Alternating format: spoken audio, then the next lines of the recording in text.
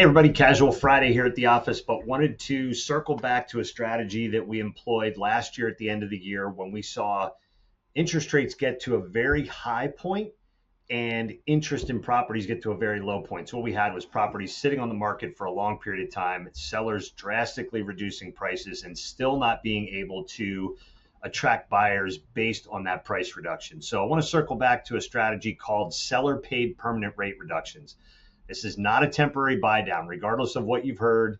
A temporary buy down is a completely different animal. There's more parts involved, there's more money involved, and it's a temporary fix to the interest rate where the seller paid permanent rate reduction affects the interest rate for the life of the loan at the cost of the seller while not costing the seller the same amount of money that it would have cost for the price reduction. So this is a real example that I just spoke to a real estate agent with this morning. I want to share it with you real quick and just show you how important these seller paid rate reductions can be. I'm going to share my screen with you here real quick. And I'm just going to show you that there is a property locally in Myerstown that was initially listed for $565. It was on the market for about a week. The seller instructed the agent to dramatically reduce the price by $30,000, hoping to entice some additional offers. With that $30,000 price reduction, what you see is an effective payment decrease to the borrower of about $177 a month. Not terrible, right? You wouldn't step over $177 if you had an opportunity to pick it up. However, if the seller would have kept the property at $565 and agreed to pay the points that would allow the buyer to reduce the interest rate to the lowest allowable rate, you would be looking at an effective payment reduction of $532 a month.